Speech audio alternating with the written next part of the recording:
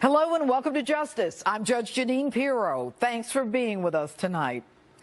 You know, justice is about accountability and consequences. Justice occurs when truth is put to the lie, when the facts and not the politicians tell the story. Justice should always be swift and certain, but in the Obama administration, it is slow and uncertain.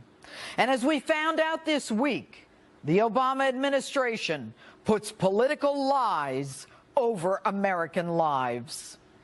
We have been waiting for Benghazi justice ever since September 11, 2012.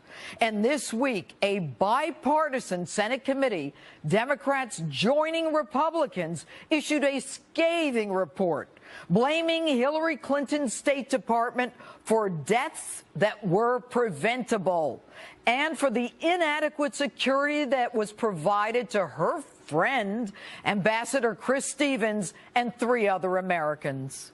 This from the Pentagon, AFRICOM, CIA, DIA, Stevens security detail, Stevens himself, not to mention 20 separate security incidents at that compound in the months before September 11th. But we already knew this, didn't we? We knew there was no protest. And everybody knew there was no protest, except, of course, the New York Times, who would never let the facts get in the way of shielding the Obama administration. The truth? The FBI and the CIA admit they knew from the surveillance cameras, yet 2 weeks later, the president goes to the United Nations to blame the massacre on that despicable anti-Muslim video. Folks, I read this report. The word video is mentioned once. That's it. Once. And that's in connection with a protest in Cairo. But President Obama and Secretary Clinton take out an ad to apologize to the Arab world for this hateful video. And the narrative continues. Susan Rice is given her marching orders to talk about the anti-Muslim video. Think about it. They blame an unconnected video, but they had to agree to this narrative. They knew it wasn't a video or a spontaneous declaration.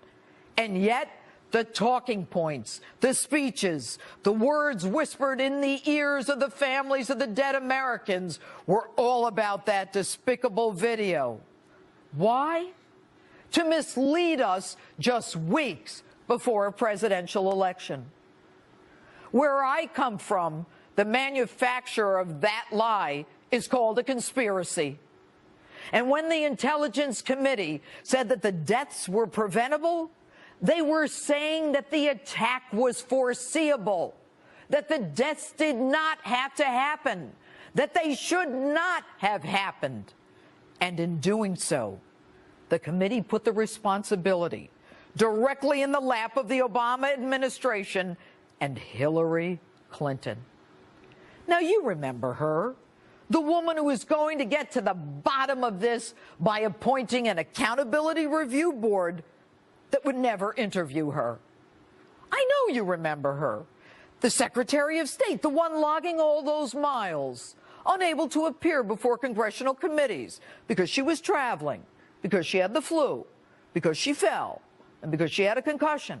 And when she finally does show up, she says she never saw the cables sent to her personally, signed by the ambassador, foreshadowing not only how they would die, but the very groups that would kill them. And then, Madam Secretary, you show up 4 months later after everyone else has given their version of the facts so that all your ducks are in a row. And your efforts that night? It turned out we had people getting over that wall in Cairo, doing damage until we got them out. We had a serious threat against our embassy in Tunis. I had to call the president of Tunisia and beg him to send reinforcements, which he did, to finally save our embassy, which could have been a disaster. On the phone with Tunisia? What did I miss? Who died in Tunisia? But then again, you like phones, don't you? Remember this one? It's 3 a.m. and your children are safe and asleep. But there's a phone in the White House and it's ringing. Who do you want answering the phone? I'm Hillary Clinton, and I approve this message. But then again, What difference at this point does it make? as the Secretary of State, your job was to protect the people in your charge. You are responsible for their safety and their well-being. You knew they were receiving danger pay because it was a dangerous area.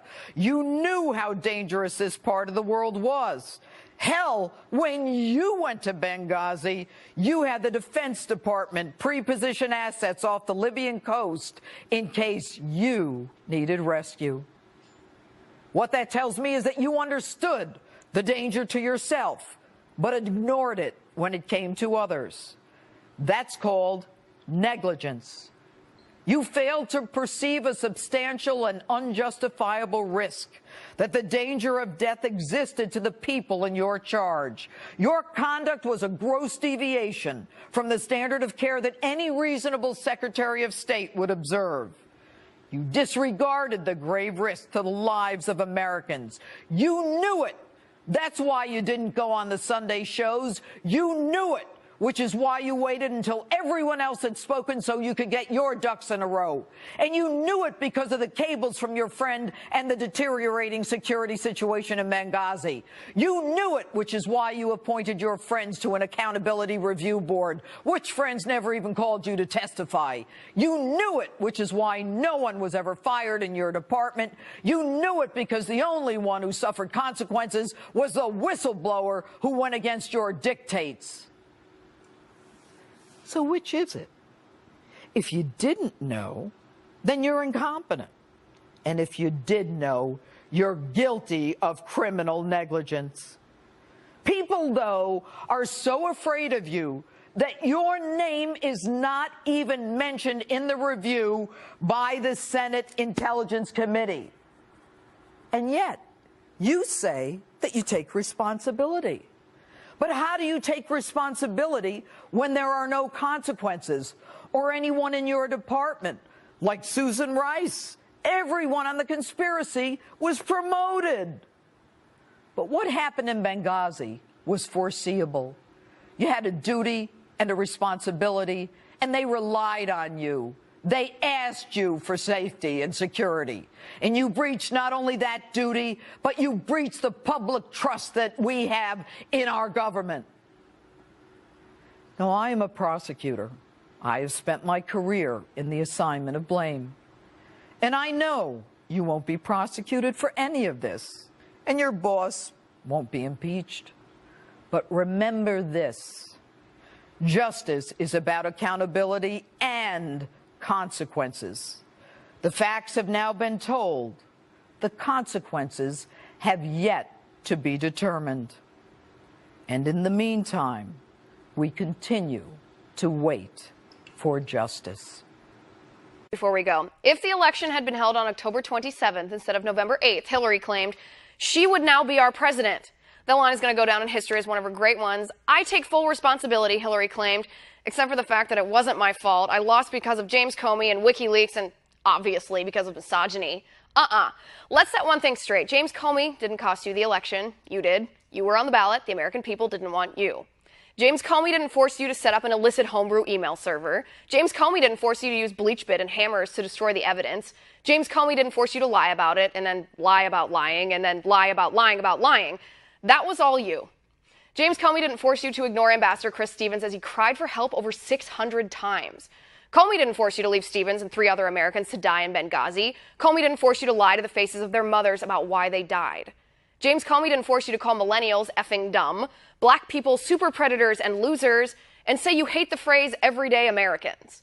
James Comey didn't force you to conspire with Debbie Wasserman Schultz and rig the primary against Bernie Sanders, and he didn't force Donna Brazile to sneak you the debate questions so you could cheat during the debate.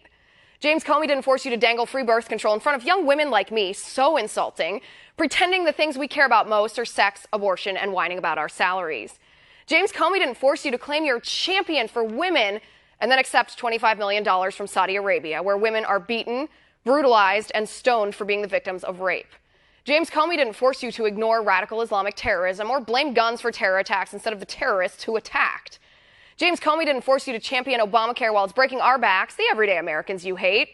Comey didn't force you to tell Wall Street in a private speech that you're far removed from the struggles of the middle class because of your immense wealth. James Comey didn't force you to call us a basket of deplorables. Comey didn't buy your $12,000 pantsuit or force you to give a speech on income inequality while you were wearing it. James Comey didn't force you to call Republicans your enemies in the same sentence that you named the Iranians as your enemies too. James Comey didn't force you to call your Secret Service agents a-holes, or throw vases at your husband, or sell favors at the State Department, or support late-term abortion, or try to take my guns away, or jack up my taxes. Madam Secretary, that was all you. James Comey didn't cost you the election. You did. And that's my final point tonight. You can reach me on Twitter at Liz_Wheeler.